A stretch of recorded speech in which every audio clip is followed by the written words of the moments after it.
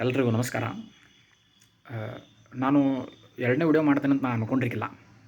But ಇದು ಮಾಡಬೇಕಾದಂಥ ಒಂದು ಅನಿವಾರ್ಯತೆ ನಿರ್ಮಾಣ ಮಾಡ್ಯಾರ ರೀ ಅಕ್ಸಾದವರು. ಯಾಕಪ್ಪ ಅಂತಂದ್ರೆ ಮತ್ತೆ ಅದೇ ಫೇಕ್ ನೆರೆಟಿವನ್ನು ಅವರು ಬಿಡ್ತಾ ಇದ್ದಾರೆ. ಎಕ್ಸಾಮ್ ನಡೆದು ಫಸ್ಟ್ 2 ದಿವಸ ತನಕ ಸುಮ್ಮಿದ್ದರಿ. ಅವಾಗ ಏನಂದ್ರಿ ರೀ, ಹಲವಾರು ದೋಷಗಳು ಅಂದ್ರಿ. ಮತ್ತೆ ಇನ್ನೊಂದು 2 ದಿವಸ ಅಂತಲೇ ಏನಂದ್ರಿ, 10-15 ಎರರ್ ಆಗ್ಯಾವ ಅಂದ್ರಿ. 2-3 ದಿವಸ ಆಯ್ತು. ಇವಾಗ ಇತ್ತೀಚೆಗೆ ಏನಂತಾರೆ ರೀ, 30+ ಎರರ್ಸ್ ಆಗ್ಯಾವ ಅಂತಂದ್ರೆ ರೀ.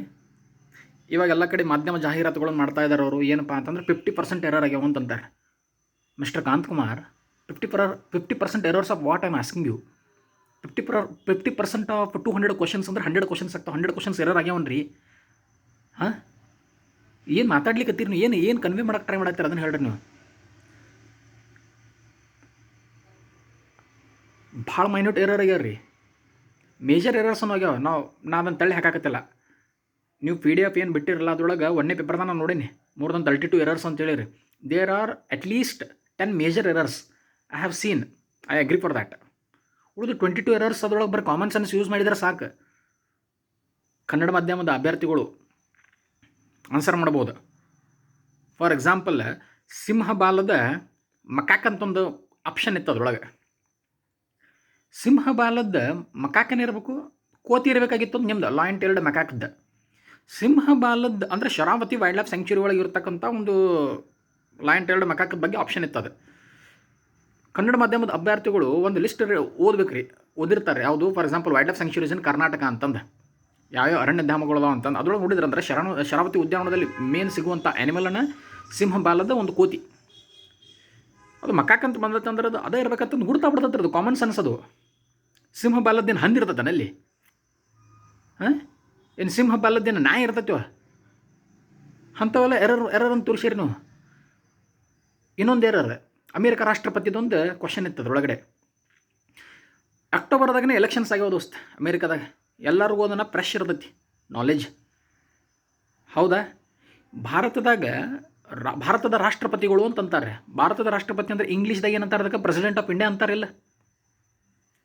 ಅಮೇರಿಕಾದಾಗ ಅಮೇರಿಕಾ ಅಧ್ಯಕ್ಷ ಅಂತಾರೆ, ಅದಕ್ಕೆ ಪ್ರೆಸಿಡೆಂಟ್ ಆಫ್ ಅಮೇರಿಕಾನು ಅಂತಂತಾರೆ.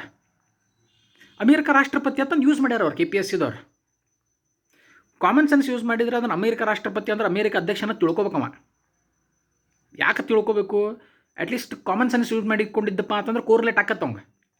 ಯಾಕಂದ್ರೆ prelims exam is all about common sense. ನೀವು ಕ್ಯಾಲ್ಕುಲೇಟೆಡ್ ರಿಸ್ಕ್ ತೊಗೊಳ್ಬೇಕಲ್ಲಿ.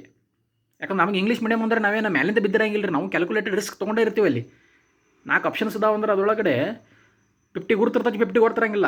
ಏನು 50 ಏನು ಗುರ್ತಿರ್ತೈತಿ, ಅದ್ರೊಳಗೆ ಒಂದು ಕ್ಯಾಲ್ಕುಲೇಟೆಡ್ ರಿಸ್ಕ್ ತೊಗೊಂಡು ಹಾಕ್ತಿರ್ತೀವಿ ನಾವು.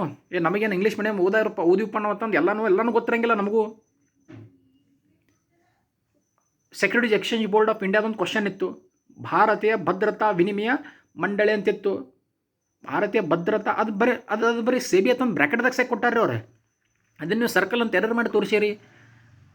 ನಾನು ಪ್ರಜಾವಾಣಿ ಓದ್ತೇನೆ ದೋಸ್ತ, ಇಂಗ್ಲೀಷ್ ಮೀಡಿಯಮ್ ಇದ್ದರೂ ನಾನು ಪ್ರಜಾವಾಣಿ ಓದ್ತೇನೆ. ನಾನು ಅದರೊಳಗೆ ಎಲ್ಲೆಲ್ಲಿ ಯಾವಾಗ ಯೂಸ್ ಮಾಡ್ಯಾರಲ್ಲ ವರ್ಡ್ಸ್ಗಳು ಬ್ರ್ಯಾಕೆಟ್ದಾಗ ಏನೈತಲ್ಲ ಅದು ಕೊಟ್ಟೇ ಇರ್ತಾರೋ. SCBI ಆಗಿರ್ಬೋದು, RBI ಅಂತಂದು ಬ್ರ್ಯಾಕೆಟ್ದಾಗ ಕೊಟ್ಟಿರ್ಬೋದು, ಇಂಗ್ಲೀಷ್ದಾಗ ಕೊಟ್ಟೇ ಇರ್ತಾರೋ. ಅದನ್ನು ನೀವು ಅಲ್ಲೇ ಸರ್ಕಲ್ ಮಾಡಿ ತೋರಿಸಿರಿ. ಮೈನ್ಯೂಟ್ ಎರರ್ಸ್ಗಳು, ಭಾಳ ಮೈನ್ಯೂಟ್ ಅದಾವ ಎರರ್ಸ್ಗಳು. ಫಾರ್ ಎಕ್ಸಾಂಪಲ್ ಮ್ಯಾನುಫ್ಯಾಕ್ಚರಿಂಗು, ಡಿಸೈನ್, ಇವೆಲ್ಲ ಕನ್ನಡದಾಗ ಆಗ್ಬೇಕಾಗಿತ್ತು ಅಂತಂತೀರಿ ನೀವು. ವರ್ಡ್ಸ್ಗಳು ಕೆಲವೊಂದಿಷ್ಟು ಏನು ಅಂಥ ಡಿಫಿಕಲ್ಟ್ ವರ್ಡ್ ಅದಾವನ್ರಿ ಅವು ಇಂಗ್ಲೀಷ್ಗಳು. Tell me. ಹಾಂ, ಎಲ್ಲ ಕನ್ನಡ ಮಾಧ್ಯಮದ ಅಭ್ಯರ್ಥಿಗಳು ಸಹ ಇಂಗ್ಲೀಷ್ ಆ್ಯಸ್ ಅ ಸಬ್ಜೆಕ್ಟ್ ಓದೇ ಇರ್ತಾರಿಲ್ಲ ರೀ. ಸ್ಕೂಲ್ದಾಗ, PUCದಾಗ, ಡಿಗ್ರಿ ಒಳಗೆ. ಮ್ಯಾನುಫ್ಯಾಕ್ಚರಿಂಗ್ ಅಂದ್ರೆ ಗೊತ್ತಿರಂಗಿಲ್ಲ, ಡಿಸೈನ್ ಅಂದ್ರೆ ಗೊತ್ತಿರಂಗಿಲ್ಲ. ಮೊಬೈಲ್ ಯೂಸ್ ಮಾಡ್ತಾರಿಲ್ಲ ರೀ ಕನ್ನಡ ಮಾಧ್ಯಮದ ಅಭ್ಯರ್ಥಿಗಳು.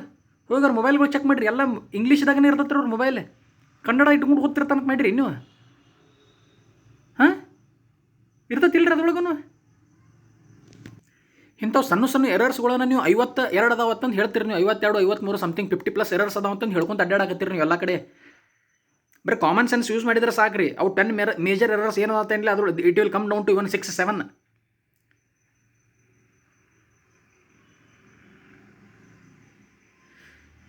ಅದು KPSCದಾಗ ಇನ್ನೊಂದು ಹವಾ ಬಿಟ್ಟುಬಿಟ್ರಿ ನೀವು, fake news. KPSC mains selection ಒಳಗೆ ಸಿಕ್ಕಾಪಟ್ಟೆ ಇಯರ್ ಬೈ ಇಯರ್ ಕಮ್ಮಿ ಆಗತೈತಿ ಕನ್ನಡ ಮೀಡಿಯಮ್ ಸ್ಟೂಡೆಂಟ್ಸದ್ದು. KPSC ಇವ್ಯಾಲ್ಯೂಯೇಟರ್ಸ್ಗಳ ಕಡೆ ಕನ್ನಡ ಅನ್ನುವಂಥದ್ದು ಅದೇನು ಇರ್ತೈತಲ್ಲ, ಅವ್ರ ಕಡೆ ರೆಫರೆನ್ಸಕ್ಕೆ ಕನ್ನಡ ಮಾಧ್ಯಮದ ಅಭ್ಯರ್ಥಿಗಳಿಗೆ ಅವ್ರಿಗೆ ರೆಫರೆನ್ಸಕ್ಕೆ ಅದು ಪಾಯಿಂಟ್ಸ್ಗಳೇ ಇರೋಂಗಿಲ್ಲ, ಅವ್ರು ಇವ್ಯಾಲ್ಯೂಯೇಷನ್ ಮಾಡೋಂಗಿಲ್ಲ ಅಂತಂದು ಒಂದೊಂದು ಪೋಸ್ಟ್ ಬಿಟ್ಬಿಟ್ರಿ ನೀವು ಅಕ್ಸಾದಾಗ ವಿದೌಟ್ ವೆರಿಫೈಯಿಂಗ್ ಎನಿಥಿಂಗ್. ಯಾರು ಹೇಳಿದಿರಿ ನಿಮಗದು?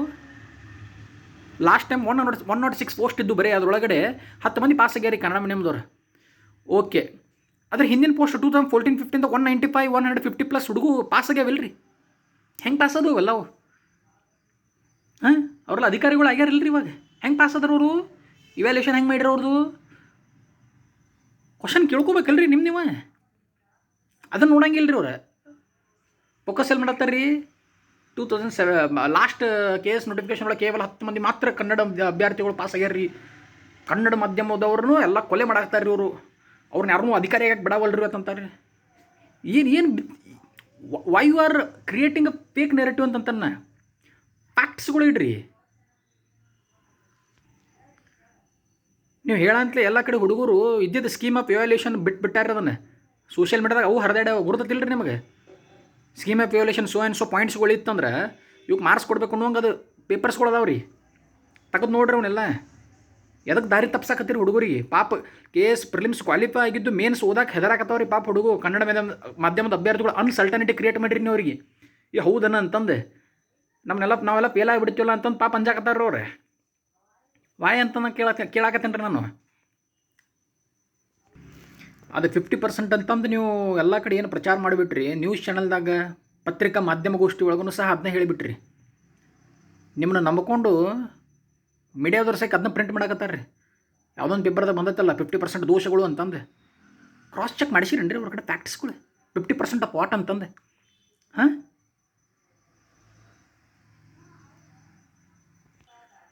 ಈ ಮೂಲಕ ಮಾಧ್ಯಮ ಮಿತ್ರರಿಗೆ ನಾನು ಒಂದೇ ಕೇಳ್ಕೊಳಕ್ಕೆ ಇಷ್ಟಪಡ್ತೇನೆ ರೀ. ದಯವಿಟ್ಟು ಒಂದು ಸಂಘಟನೆದವ್ರು ಬಂದು ನಿಮಗೆ ಹೇಳಾಕತ್ತಾರ ಅಂತಲೇ ಕಣ್ಣು ಮುಚ್ಚಿ ಹೂ ಮಾಡಬೇಡ್ರಿ. ಕ್ರಾಸ್ ಚೆಕ್ ಮಾಡಿರಿ ಫ್ಯಾಕ್ಟ್ಸ್. ಮೊನ್ನೆ CM ಸಾಹೇಬರು ಸಹ ಯಾವುದೇ ದುಡುಕಿನ ನಿರ್ಧಾರ ತೊಗೋಬಾರ್ದು. KPSC ಅವರು ರಿಪೋರ್ಟ್ ಕೊಡೋ ತನಕ ತಾಳ್ಮೆಯಿಂದ ಕೇಳಿ ನಿರ್ಧಾರ ತೊಗೋಬೇಕು ಅಂತಂದ ಈ ಮೂಲಕ ನಾನು ಅವ್ರಲ್ಲಿ ಕೇಳ್ಕೊಳಕ್ಕೆ ಇಷ್ಟಪಡ್ತೇನೆ ರೀ.